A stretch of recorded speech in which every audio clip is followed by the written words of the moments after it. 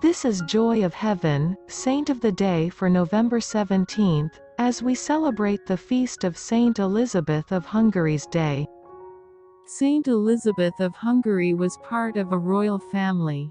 However, her status did not make her look down on the poor. In fact, she devoted her life to serving the poor.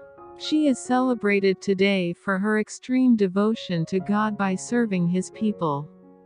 Saint Elizabeth of Hungary has a quality most other saints don't share. She was royalty. Not only was she the daughter of the king, she was also literally the daughter of an earthly king. Saint Elizabeth was born in Hungary in 1207. Her father was the King of Hungary.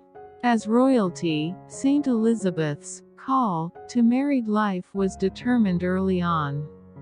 Her marriage to Ludwig IV of Thuringia was decided when she was only 4 years old. As a royal, Saint Elizabeth was able to receive an education. This was rare for females of the time, but her status allowed it. At the age of 6, tragedy struck. Saint Elizabeth's mother was murdered. Many children would have turned from God in anger through such tragic loss. Saint Elizabeth instead found comfort for her loss in prayer. She and Ludwig were married in 1221 and had a loving marriage. They had 3 children together. Saint Elizabeth's royal status continued into marriage. Her husband was a Thuringian ruler. She longed for simplicity, however. She wanted to simply live a quiet life with her family and devote herself to serving the poor. Ludwig realized this desire and allowed her to continue her charitable work. She spent a lot of her time praying and ministering to the poor of her area. In fact, her royal status actually allowed her to help more people. During her marriage, she heard about Saint Francis of Assisi. She wanted to emulate this simplistic life. Yet her simple life was already affecting many. She would deliver bread to the poor each day. She also built a hospital. She even gave away royal clothing to about 1,000 poor people. 6 years after they were married, Ludwig died. Saint Elizabeth was devastated, as she loved him very much. She decided to live as a nun would. She resolved not to remarry. In Ludwig's absence, she turned to her spiritual advisor for guidance. She promised to follow his every command. Saint Elizabeth's spiritual advisor was extreme. He would beat her as penance and removed her children from her. It is said that she even offered to cut off her own nose so that men would not want her.